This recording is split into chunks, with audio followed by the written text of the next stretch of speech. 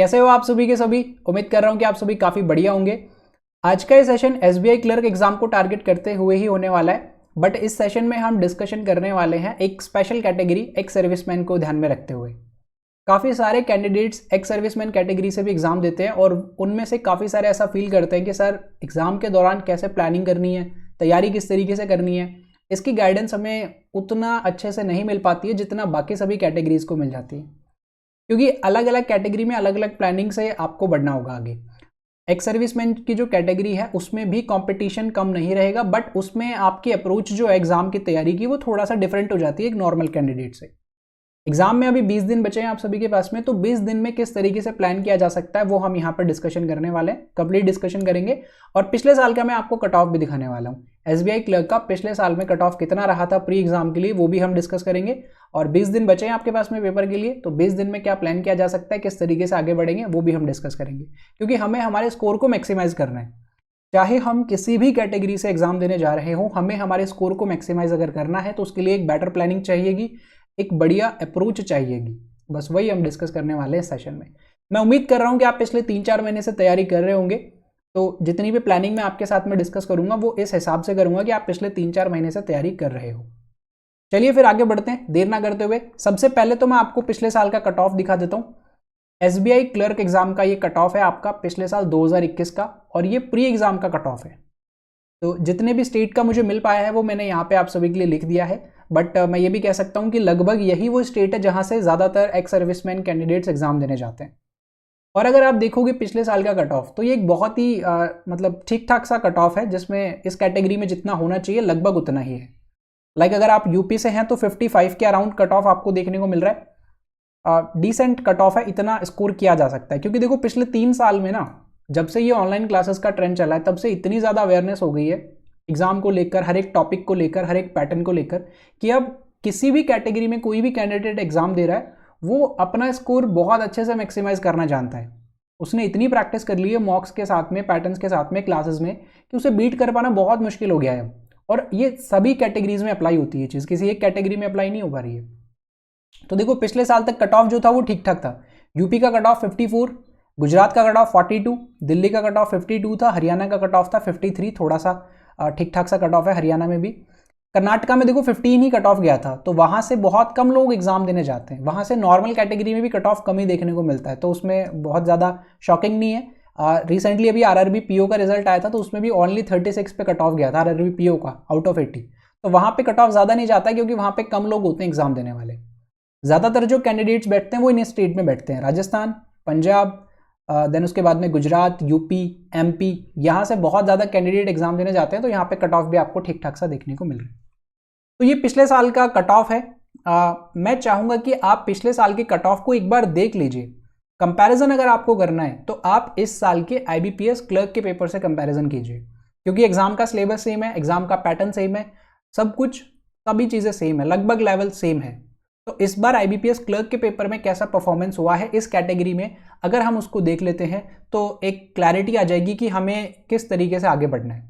तो अगर मैं आपको आईबीपीएस क्लर्क 2022 का कट ऑफ दिखाता हूँ, तो ये कट ऑफ देख के आपको थोड़ा सा शॉक लग सकता है, क्योंकि कट ऑफ काफ़ी हाई गया था, और ये सभी के लिए था। आईबीपीएस क्लर्क का इस साल का कट ऑफ जो है वो नॉर्मल कैटेगरी के कैंडिडेट्स हैं उनके लिए भी काफ़ी हाई रहा था। रीज़न क्या है? रीज़न ये है कि एग्ज़ाम का जो लेवल है वो बहुत ज़्यादा हाई नहीं होता है, मतलब नॉर्मल लेवल का पेपर होता है, लिमिटेड सिलेबस है जिसे कवर कर चुके हैं, रिपीटर्स बहुत ज़्यादा है। बैंक के पेपर्स में रिपीटर्स बहुत ज़्यादा होते हैं हर एक कैटेगरी में, उनके पास में काफ़ी एक्सपीरियंस है। उस एक्सपीरियंस को यूज़ करके वो इतना बढ़िया परफॉर्म करके आ रहे हैं कि एग्ज़ाम में क्वेश्चन स्किप ही नहीं कर रहे हो, हर एक आपके जितने भी सेक्शन है उन सब में बढ़िया परफॉर्मेंस दे रहे हो। तो अगर आप देखोगे ना, तो हरियाणा की जो कट ऑफ है ना, वो हरियाणा की कट ऑफ भी देखो 70 तक चली गई है इस बार, और ये बहुत हाई कट ऑफ है। देखो मैं बिल्कुल नहीं कहूँगा कि ये नॉर्मल कट ऑफ है या कम कट ऑफ है, आपकी कैटेगरी के अकॉर्डिंग ये हाई कट ऑफ है, बट आप ही की कैटेगरी के जितने भी कैंडिडेट्स हैं वो इतना अटेम्प्ट कर रहे हैं, तो आपको भी वो लेवल अचीव करना होगा। बाकी सभी स्टेट की भी कट ऑफ मैंने यहाँ पे लिख दी है, तो लगभग 60 प्लस आप कह सकते हो कि हर एक स्टेट का था, अराउंड 60 था, किसी किसी स्टेट में 70 पे चला गया है। तो सर हमें कितना टारगेट करना चाहिए? देखो टारगेट ऐसे दिमाग में लेके नहीं जाना है कि हमें इतना ही स्कोर करके आना पड़ेगा या फिर हम 70 प्लस ही एग्जाम में करके आएंगे। इस तरीके से आपको नहीं बढ़ना चाहिए आगे। अभी मैं आपसे डिस्कस करता हूं कि अगले 20 दिनों में आपको किस तरीके से प्लानिंग करनी है, क्योंकि देखो सारी चीज़ों पर डिपेंड करता है। Cut off number of vacancies पे भी डिपेंड करेगा, आप इस एग्जाम में कैसा परफॉर्मेंस रहता है सभी कैंडिडेट्स का, उस पर भी डिपेंड करेगा। बट हाँ, कंपटीशन बढ़िया है तो परफॉर्मेंस आपकी बढ़िया से बढ़िया ही होनी चाहिए, ये मैं बिल्कुल कह सकता हूँ। तो चलिए फिर से आ जाते हैं आईबीपीएस क्लर्क एग्जाम को छोड़कर एसबीआई क्लर्क पे। बट हाँ, मैं इतना कह सकता हूँ कि इस कट ऑफ के अकॉर्डिंग अगर आप खुद को तैयार करोगे तो शायद ज़्यादा बेटर तरीके से तैयार कर पाओगे। और ये तो अभी पिछले 2 महीने का तो कट ऑफ है, तो जितने भी कैंडिडेट आपकी कैटेगरी में हैं वो अभी इस लेवल तक आ चुके हैं। तो ये लेवल अगर आपको अचीव करना है तो अगले 20 दिनों में थोड़ा सा और पुश करना पड़ेगा। एसबीआई क्लर्क पे फिर से आ जाते हैं, बात करेंगे न्यूमेरिकल एबिलिटी की। न्यूमेरिकल एबिलिटी में आपके 4 टॉपिक बहुत इंपॉर्टेंट है, सिंप्लीफिकेशन, नंबर सीरीज, डीआई और अरिथमेटिक। और आपकी कैटेगरी में एक्स सर्विसमैन की जो कैटेगरी है उसमें 1 लाइनर क्वेश्चंस जो है ना वो बहुत बड़ा रोल प्ले करने वाले हैं, क्योंकि आपकी स्पीड हो सकता है कि उतनी नहीं है जितनी एक नॉर्मल कैंडिडेट की स्पीड है। तो आपको उन क्वेश्चंस को टारगेट करना है जो बहुत फास्ट सॉल्व किए जा सकते हैं, है ना, उसमें अपनी स्पीड को बढ़ाया जा सकता है और बहुत ज़्यादा एक्स्ट्रा पैटर्न नहीं है, बहुत डीप नॉलेज जिनकी नहीं चाहिए, वो है 1 लाइनर क्वेश्चंस, उसमें आपको ज़्यादा से ज़्यादा स्कोर करना चाहिए। तो आपकी प्लानिंग क्या रहेगी न्यूमेरिकल एबिलिटी में अगले 10 दिनों के लिए? देखो एग्जाम में आपको सवाल मिलने वाले हैं लगभग 10 से 15 सवाल सिंप्लीफिकेशन के, और ये गेम चेंजर होंगे आपके लिए। सिंप्लीफिकेशन गेम चेंजर होगा आपके लिए, क्योंकि 15 सवाल तक लगभग हर एक शिफ्ट में देखने को मिलेंगे। लेकिन कई बार ऐसा होता है कि किसी किसी शिफ्ट में ये 10 से 12 भी आ जाते हैं। मिनिमम 10 सवाल है और मैक्सिमम 15 सवाल है, इनके बीच में आपको ये एग्जाम में देखने को मिलने वाले हैं। नॉर्मल जो कैंडिडेट है उसे अगर अचीव करना है कट ऑफ, उसे अपनी कैटेगरी में क्वालिफाई करना होता है, तो उसे मैंने टारगेट दिया हुआ है 5 मिनट में 15 क्वेश्चन का। 5 मिनट में 15 सवाल बनाने, 1 मिनट में 3 सवाल बनाने की आपको प्रैक्टिस मिनिमम करनी चाहिए, है ना। और बिल्कुल सटीक सटीक क्वेश्चन आते हैं, हो जाते हैं। आपको ये ट्राई करना चाहिए कि आप 8 मिनट में ना इन 15 सवालों को सॉल्व करो। मैंने 3 मिनट और आपको एक्स्ट्रा दे दिए यहाँ पे, क्योंकि आपके पास में थोड़ा मार्जिन है। उस मार्जिन के अकॉर्डिंग अगर हम बढ़ेंगे आगे तो 8 मिनट में आप 15 सवालों की प्रैक्टिस करो। 8 मिनट में 15 सवाल आपको बनाने, और बची हुई 12 मिनट में आपको कम से कम 12 से 15 सवाल बनाने होंगे, या 12 से 14 सवाल भी आपको अगर आप स्कोर करते हो तो बहुत अच्छा स्कोर हो जाएगा ये। तो ओवरऑल जो आपका स्कोर बनेगा क्वांट सेक्शन में अराउंड 27 के आसपास बन जाएगा, 27 से ज़्यादा। देखो पहले 8 मिनट में 15 सवाल आराम से बन जाएंगे आपकी प्रैक्टिस के अकॉर्डिंग, और फिर 1 मिनट में अगर आप एक सवाल बनाते हो, पूरा 1 मिनट ले रहे हो एक सवाल बनाने में, तो भी 12 मिनट में आप 12 सवाल बना लोगे। और आपकी कैटेगरी में अगर आप क्वांट सेक्शन में 25 प्लस जाते हो तो बहुत हेल्प मिलेगी आपको एग्जाम को क्वालिफाई करने में। सेकंड जो टॉपिक आपको पिक करना है वो पिक करना है नंबर सीरीज को। और नंबर सीरीज में देखो मिसिंग और रॉन्ग दोनों बराबर होते हैं, है ना। ऐसा बिल्कुल भी डरने की जरूरत नहीं है कि रॉन्ग बहुत टफ होता है, बिल्कुल नहीं होता है। मैंने अभी क्लासेस लिए हैं, वो दोनों सेशंस आप देख लेना। जो हमारी सीरीज चल रही है ना एग्जाम को लेकर 35 आउट ऑफ 35 मिशन वाली, उसमें बिल्कुल आप क्लासेस को देखा करो, सारी की सारी क्लासेस आपके लिए भी हेल्पफुल होती है। तो 5 क्वेश्चन यहाँ पे आपको बिल्कुल लेने चाहिए, क्योंकि क्लर्क लेवल का पेपर है तो पेपर में क्वेश्चंस मुश्किल नहीं होंगे, पैटर्न इजीली पिक हो जाएंगे, बस आपकी थोड़ी सी प्रैक्टिस की डिमांड होगी। तो ये पैटर्न, ये आपकी दोनों टॉपिक प्रायोरिटी पे होने चाहिए। ये दोनों प्रायोरिटी पे अगर आपकी शिफ्ट में 20 सवाल आपको मिलते हैं तो ये 20 सवाल ना आप यकीन मानिए आपको एग्जाम क्वालिफाई करने में बहुत ज़्यादा हेल्प करेंगे ये। तो ये सबसे पहले आपके होने चाहिए। और क्वेश्चन जब आप मॉक टेस्ट लगाओगे ना उसमें भी आपका सीक्वेंस यही होना चाहिए, पहले सिंप्लीफिकेशन करो, फिर उसके बाद में नंबर सीरीज करो, फिर उसके बाद में आपको डीआई पे जाना है। डीआई में देखो आप सभी को ध्यान रखना है कि डीआई में 5 सवाल होते हैं, एक सवाल कैलकुलेटिव होता है, चाहे वो प्री का क्लर्क लेवल हो चाहे वो पीओ का हो, एक सवाल कैलकुलेटिव होता है 5 में से। 3 सवाल इजी सवाल होते हैं, तो थोड़ा सा आपको उन 2 सवालों को हटा के 3 सवालों पे फोकस करना चाहिए जो आप इजीली बना सकते हो, आराम से बन जाएंगे वो। और अगर वो 3 सवाल आपने पहले बना लिए ना तो बाकी के जो 2 सवाल है ना, आपका कॉन्फिडेंस इतना आ जाएगा कि आप वो 2 सवाल भी बना लोगे। फिर बाद में शुरुआत में अगर थोड़ा लेंदी सवाल लग रहा है, थोड़ा बड़ा सवाल लग रहा है, तो एक बार स्किप कर सकते हो। जो आगे के 3 सवाल होंगे उसमें क्वेश्चंस थोड़ा छोटे रहते हैं, प्री लेवल की मैं बात कर रहा हूँ, और वो इजीली हो जाते हैं। और वो 3 क्वेश्चन आपने सॉल्व कर लिए तो बचे हुए 2 सवाल भी आप एकदम अच्छे से कर जाओगे फिर। देन उसके बाद में आपको अर्थमेटिक करना चाहिए। अब मैं अर्थमेटिक में ये नहीं कहूँगा कि आप पूरा अर्थमेटिक करो, क्योंकि आपकी कैटेगरी में कुछ क्वेश्चंस का मार्जिन है आपके पास में, तो कुछ इंपॉर्टेंट मैं आपको टॉपिक दे रहा हूँ यहाँ पे अगले 20 दिनों तक, जिन टॉपिक के ऊपर आपको ज़्यादा से ज़्यादा फोकस करना है। सबसे पहला फोकस कहाँ रहेगा? सिंप्लीफिकेशन पे रहेगा। सिंप्लीफिकेशन में 10 से 15 सवाल आपके 8 मिनट में बनाने की प्रैक्टिस आपको करनी है ना। 8 मिनट में आपको टोटल कितने सवाल बनाने, 15 सवाल बनाने, इसकी प्रैक्टिस होनी चाहिए आपकी अच्छे से विद 100% एक्यूरेसी। इस चीज़ का ध्यान रखिएगा। नंबर सीरीज में भी 5 नंबर सीरीज की प्रैक्टिस इस हिसाब से रखिए कि आप एग्जाम के दौरान 5 सीरीज के सवाल 3 से 3.5 मिनट में आराम से बना रहे हो, मतलब 3 मिनट में 5 सवालों की प्रैक्टिस आपको करनी है। डीआई के क्वेश्चन होंगे और अर्थमेटिक के होंगे। अर्थमेटिक के जो क्वेश्चन है वो मैं आपको बता देता हूँ। पर परसेंटेज वाला जो चैप्टर है वो आपको करना पड़ेगा, है ना। ये परसेंटेज वाला जो चैप्टर है ये हम सिर्फ इसलिए नहीं कर रहे हैं कि हमारे एग्जाम में आएगा। परसेंटेज वाला चैप्टर हम इसलिए करते हैं क्योंकि बाकी के सारे जो चैप्टर्स होते हैं ना उसमें भी आपकी हेल्प करेगा। प्रॉफिट एंड लॉस वाला चैप्टर आपका कंप्लीट होना चाहिए, रेशियो आपका एकदम अच्छे से होना चाहिए।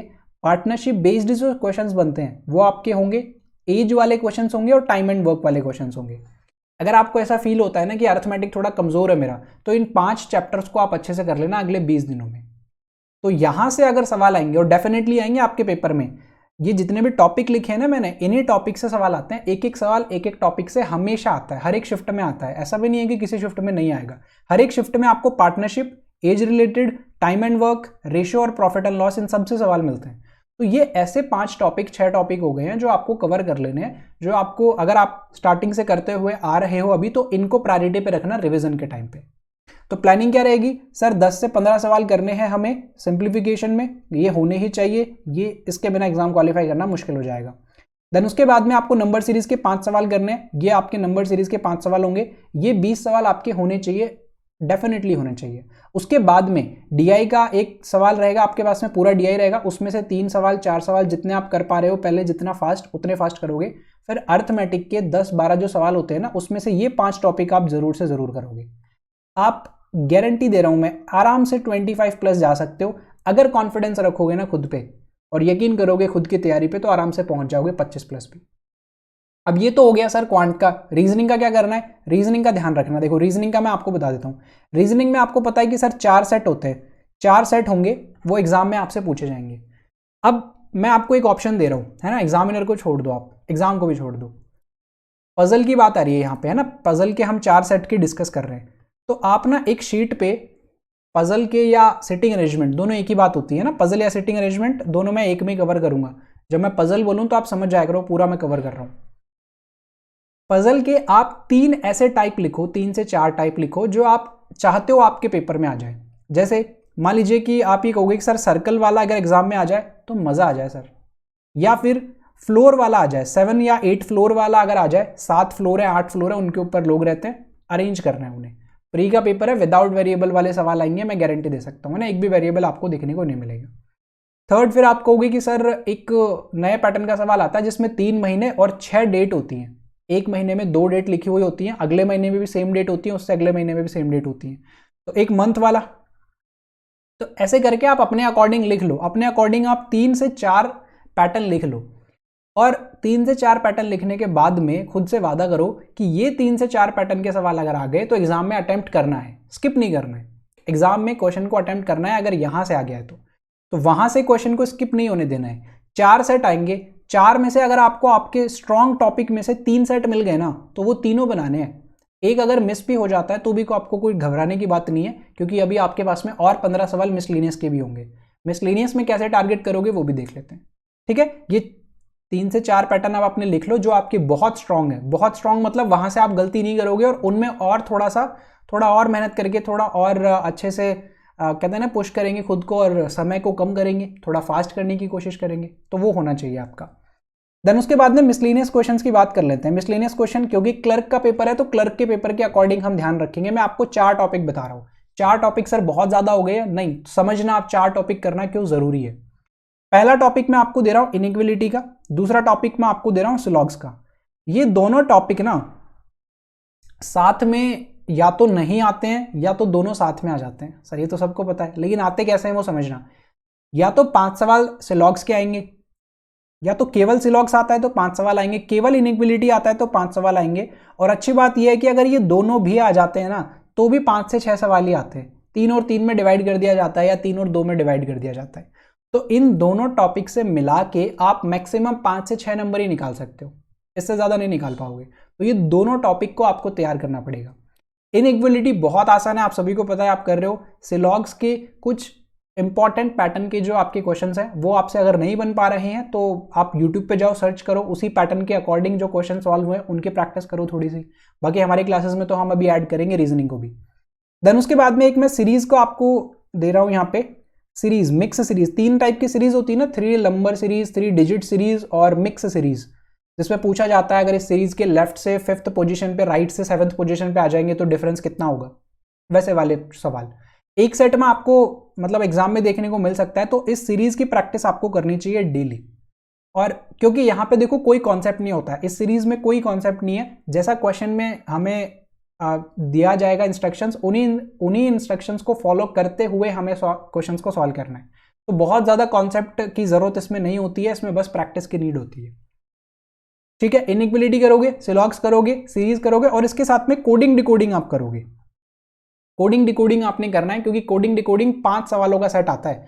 कोडिंग डिकोडिंग को छोड़ने का हम यहाँ पे रिस्क नहीं ले सकते, क्योंकि अगर एग्जाम में आएगा तो 5 सवालों का सेट आएगा और अगर इसकी प्रैक्टिस की हुई है तो 5 सवाल कहीं नहीं जाने वाले। तो आपको क्या टारगेट करना है, रीजनिंग में मिनिमम 3 पजल तो आपसे सॉल्व होनी ही चाहिए, ये तीनों पजल आपकी मिस नहीं होनी चाहिए। और बाकी के जो आपके ये 15 सवाल है, इन 15 सवालों में से आप 10+ करने की कोशिश करोगे बचे हुए समय में। मान लीजिए कि 3 पजल आप बना रहे हो और 3 पजल बनाने में आपको समय लग गया 12 मिनट का, है ना, 12 मिनट का समय आपको लग गया, 3 पजल बन गई। चौथा पजल आप देख रहे हो आपसे नहीं बन रहा है तो कोई बात नहीं, यहां से 15 क्वेश्चन आपने पिक कर लिए, बाकी के जो 10 से 11 सवाल होंगे वो आगे के 8 मिनट में आप बनाओगे और बन जाएंगे। इनइक्वालिटी सिलॉग्स में 1-1 मिनट नहीं लगता है, इनमें दोनों में 20-20, 30-30 सेकंड लगते हैं और आराम से बन जाएंगे आपके। ये प्लान कर सकते हो आप रीजनिंग में। तो रीजनिंग में भी जो आपका स्कोर रहेगा वो आप मैक्सिमाइज कर सकते हो 25+। तो इन दोनों में देखो, क्वांट में और रीजनिंग में मिला के आपका जो स्कोर है ना वो आपको 50+ लेके जाना है। इतनी कोशिश करनी है कि आपका क्वांट और रीजनिंग में दोनों में 50+ आप पहुंच जाओ। फिर बचा हुआ जो आपकी हेल्प है वो इंग्लिश सेक्शन कर देगा, वहां पे आप कितना स्कोर करते हो, 15 करते हो, 18 करते हो, वो फिर आपका स्कोर मैक्सिमाइज करके अराउंड 70 तक लेके जाएगा, 70 तक भी आपको लेके जाएगा। तो ये पूरा प्लान कर सकते हो आप अगले 20 दिनों के लिए, अगर आप एक एक्स सर्विसमैन कैटेगरी से बिलोंग करते हो तो। एंड यकीन मानना आप बिल्कुल पहुंच सकते हो यहाँ तक, क्योंकि आपकी कैटेगरी में देखो वहां तक जाना शुरू कर दिया है, तो इसका मतलब यह है कि अब आपको भी वहां तक पहुंचना होगा और आप भी डेफिनेटली जाओगे। विश्वास रखना होगा खुद पे बस। मतलब ऐसे बीच बीच में से ख्याल आएंगे कि यार पढ़ाई छोड़े हुए मुझे बहुत साल हो गए हैं तो अब शायद मैं वो स्पीड अचीव नहीं कर सकता, ऐसा बिल्कुल भी नहीं है। ये सिर्फ और सिर्फ प्रैक्टिस के ऊपर बेस्ड है। बैंकिंग एग्जाम जो है ना वो आपके एप्टीट्यूड का टेस्ट है, नॉलेज का टेस्ट नहीं होता है। यहाँ पे ऐसा भी नहीं होता है कि पिछले 5 साल के पेपर सॉल्व करके काम चल जाएगा, नहीं, यहाँ पे तो आपको एग्जाम में जाके क्वेश्चंस को सॉल्व करना ही पड़ेगा और उसके लिए प्रैक्टिस की नीड है। प्रैक्टिस लगातार करते रहोगे तो आप अचीव कर लोगे आराम से। सो बेस्ट ऑफ लक आपको आपके एग्जाम के लिए। नेक्स्ट सेशन में हम मिलने वाले हैं। सारी क्लासेस को आपको देखना चाहिए, लिंक डिस्क्रिप्शन बॉक्स में अवेलेबल है हर एक क्लास के। तो थैंक यू सो मच, मिलते हैं नेक्स्ट सेशन में। सेशन अच्छा लगा हो तो लाइक ज़रूर कर दीजिएगा। Thank you.